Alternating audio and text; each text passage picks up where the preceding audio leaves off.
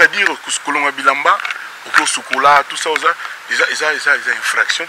Infraction, ils ont ce que l'on a par exemple na balabala, na zandu, en public, et commis atteinte à la pudeur. Mais ce qu'ils ont na kouemoro boye kangama, et que moutouma fungola, même si moutouza qui a bimisi yango, moutouma na ponanga, il faut justice et sévir durement. Maman wana que je respecte. Il fallait se souvenir qu'il y a une femme mariée. Et puis, il y a une femme. Il a évité une loi sur une infraction. Il y a moi aussi à tromper mon bal. Et pour l'instant, moi aussi on a trompé mon bal. Chaque jour, nous tout le monde a bimé dans la chambre. Nous avons commis prophète. Nous avons photo fou caméra. Nous avons le mamuta le baté. Topé maté. Toninganaté. Preuve, ils ont la gâté. Aïe. Mama oyo ayebi kofana na bana mama malamu tala evandeli na ye mwasi ya motema pembe maboko pembe la reine Dinga mama oyo ayebi kosolola balobi to s'abonner biso nyonso na kati ya chaîne na biso soki o raté etali yo o na yokaki te o na monaki te tala ye wana mama kitoko evandeli malamu la reine Dinga. Pour moi, toute l'année, chaque jour, c'est pour la femme. J'avais chanté Olingi Mwasi Kakambongo, Ozana Mbongo Zana Nyoso, Olingi Mwasi Pesambongo. La femme, c'est quelqu'un qu'il faut mettre en valeur, qu'il faut respecter, qu'il faut considérer, quelqu'un qu'il faut.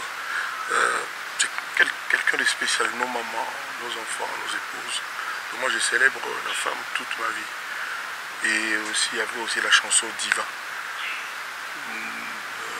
Dans 2 jours, 3 jours, l'orchestre Quartier Lac, moi-même, on va aller à Lubumbashi pour la clôture de la mois de la femme. On avait commencé ici le 8 mars avec l'honorable Cindy Lecoeur. Et on va aller finir, il y a un grand défilé où et puis le Quartier Latin va demander à 2 productions. Et après ça, je vais aller en mission en Belgique, au musée de Tervuren, pour le combat, la croisade que nous voulons mener, pour la restitution des 8000 instruments de musique que les Belges ont pris au Congo. Non, il ne faut pas qu'on se précipite à utiliser des vocables forts, parce que c'est la justice qui établit qu'il y a eu viol ou pas viol. Moi, j'ai souffert des médisances, des calomnies, des gens ont jugé précipitamment et à la fin, au bout de 16 ans d'enquête, la justice m'a innocenté. Donc ne nous précipitons pas, ce n'est pas à nous d'établir que c'est un viol. Il faut que la justice confirme et les preuves que cela a été le cas. Donc moi je suis serein et je réserve mon opinion, j'attends que la justice décide pour le sujet concerné. Donc voilà, n'allons pas vite.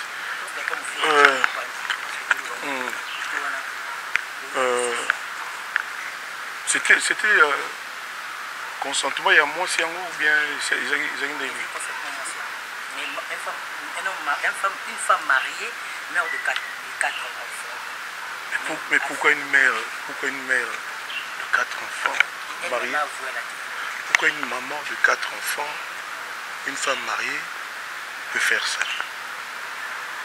Moi, je trouve que ce n'est pas bien pour les femmes qu'une femme mariée, qui sait qu'elle est mariée, qui a son mari, et qui se livre à ça de son propre gré. Je trouve que c'est pas honorer les femmes. Une femme mariée est astreinte à la fidélité, à respecter, à honorer son mari. Déjà moi, je suis choqué déjà par ça. Je me demande si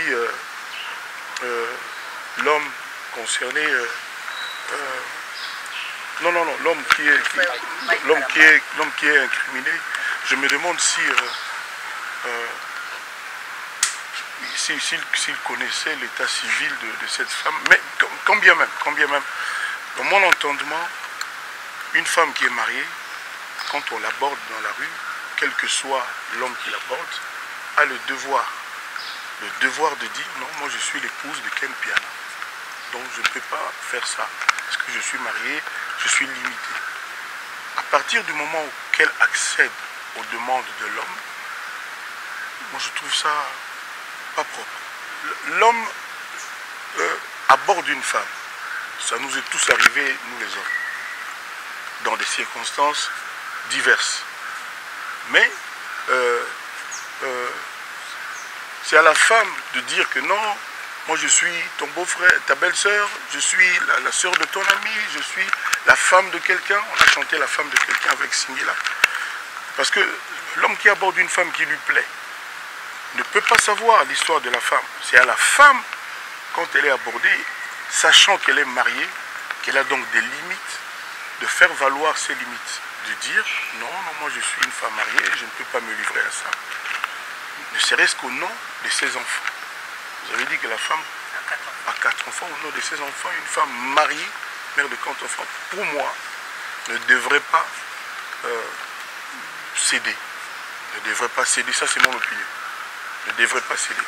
Je me demande si maintenant le frère savait tout ça, et bien, bon, même s'il savait, c'est à la femme de dire non.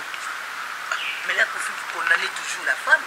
Parce que même si dans cette histoire, vous m'avez dit que la femme est une femme mariée, mère de 4 enfants. Comment est-ce qu'une femme mariée, mère de 4 enfants, peut accepter de faire ce genre de choses avec un autre homme? Et pourquoi l'homme... Attends. Parce que l'homme, dans la rue, bon, nous on se connaît, mais quand je vais dans la rue, je vois plein de femmes. Il y en a qui sont mariées, il y en a qui ne sont pas mariées. Mais quand moi j'aborde, ou quand Ken Pian aborde, Bakali, Bonché, Valdi, c'est à la femme de dire non, je suis marié, je ne peux pas faire ça. Moi je pense que c'est élémentaire. Je pense que c'est élémentaire. La femme n'a pas, une femme mariée, mère des enfants, quand elle est abordée dans la rue par un homme, elle doit faire valoir son mariage. Je suis une femme engagée, j'ai des engagements, je dois les respecter. Quand on va à la mairie devant devant l'abbé à l'église, on dit je jure fidélité, je répète, je jure fidélité, le reste j'oublie un peu, mais fidélité.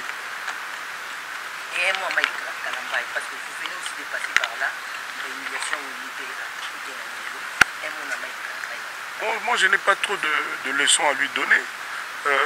J'avais appris il y a quelques années qu'il était divorcé, non? Oui. Donc lui c'est un homme libre, donc il ne trompe personne. Mais un homme de Dieu, il est un homme de Dieu. Et alors? Et alors? Et alors? Un homme de Dieu est un homme. Un homme de Dieu, je l'ai dit combien de fois, qu'un homme de Dieu est un homme comme les autres. Il a faim, il se lave, il se bat pour sa vie, il répare ses habits, il rit, il se fâche, il est triste, il est gai. Un homme de Dieu est un homme, est un humain. Il y a Dieu et après il n'y a que les hommes. Le problème est que bateau va humilier, il y a kindoki majeur. Kindoki au plus haut niveau, c'est-à-dire au Vandikaka, au sali plan na yoki a Valdi, nazo image na yo na moni yango eza bien te na publier yango. Pona nga il faut loi moko babenga ngo ba cyber attaque. Loi moko ezala pona ko condamner bato na basala makambo.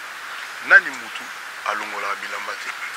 Tous les jours nzamba sala mutu nyoso na mokili alongola ilamba basukola. Voilà, je crois. N'évitez ceux qui vont moi, je me éviter. Je ne peux pas faire le mot la bilamba pas soukola. N'invite soukola na souta. Donc, mutu soka longo bilamba na ye mutu moko filmer to azo sala makambo na ye parce que c'est humain. C'est humain, c'est-à-dire tout ce tozali, c'est parce que il y a eu un homme déshabillé et une femme déshabillée nde tobima. Donc, pour un problème ils ont des mutema mabé, il y a bandeko oyo mon héritier, publié, bien à publier. Pour l'instant, il faut condamner alors durement. Durement. Voilà. C'est-à-dire que ce que l'on a bilamba, ou que ce que tout ça, ils ont infraction.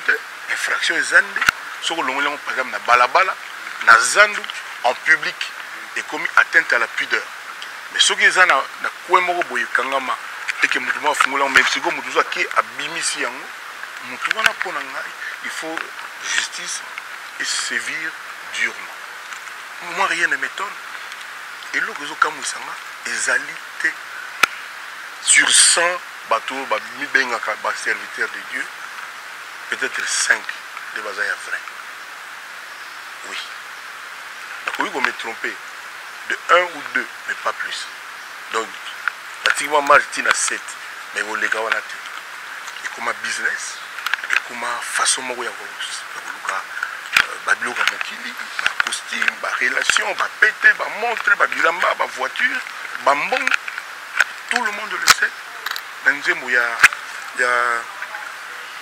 masumbwe tokofuta na motu ya nini kana ya nzambe ebimi na forme ya virus alobaki ke bazela bis ba pasteur balembani c'est-à-dire motu azakaka motu bato bo comment lelo ba pondo ko mobunga mama nyoke mona na te ba tomate parce que ba maman le baki na bilanga baki no vendre la batona de 6h du matin ti 19h de la poko mikolo nyonso musala zo salama lisusu te ba muso ba koma basi ya bato amona ngwa image mo ba bise pe ya vie na biso c'est school pe mobutu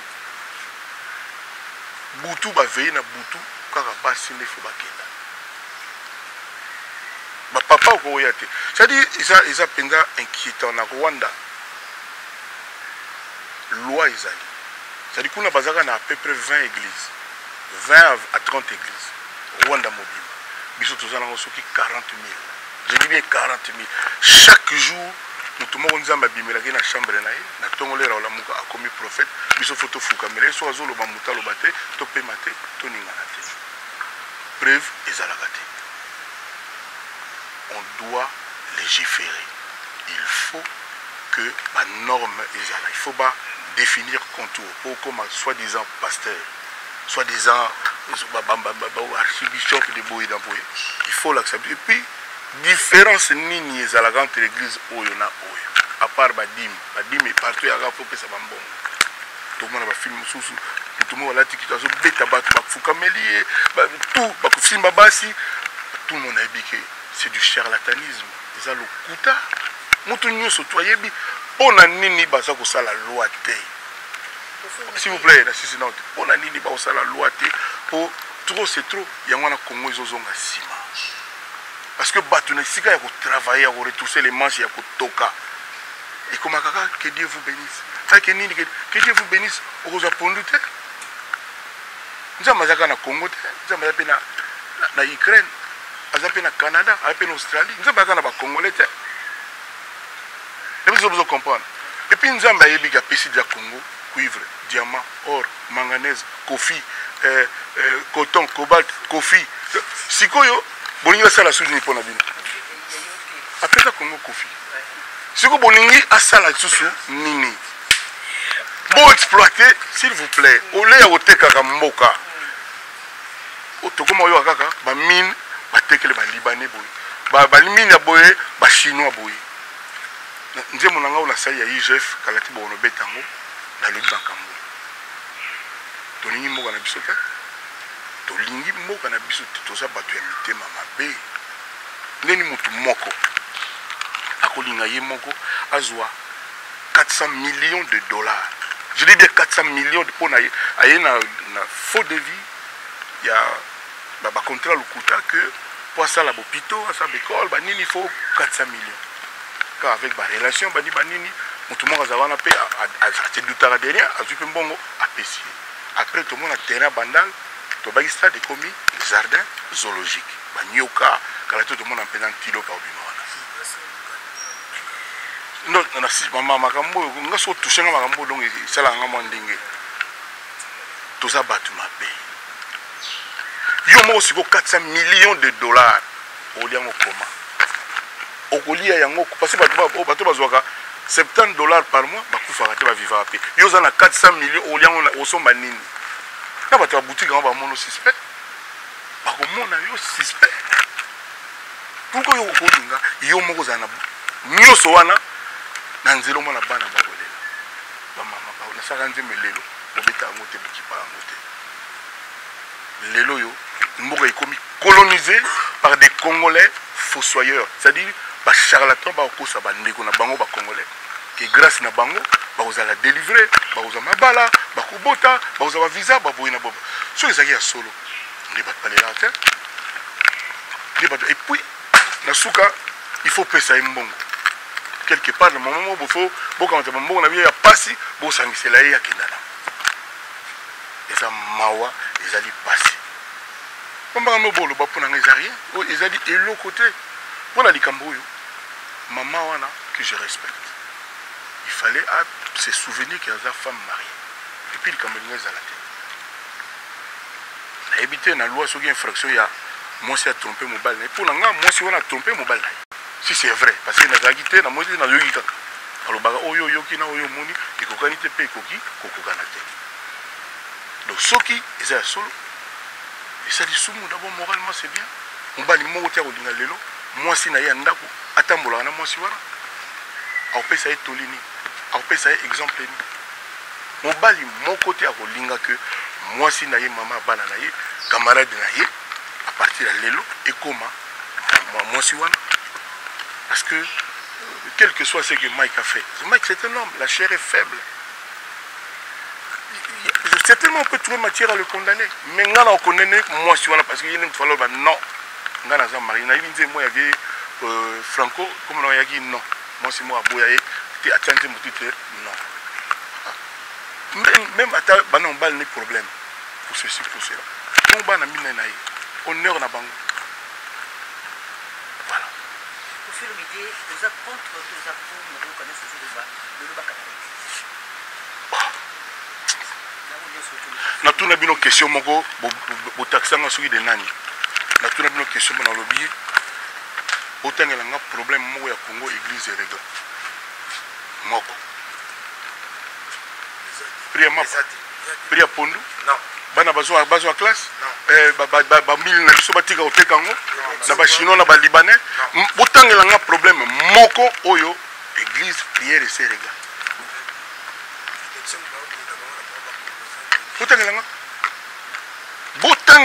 il faut d'abord que nous nous mettions au travail ou que nous nous remettions au travail.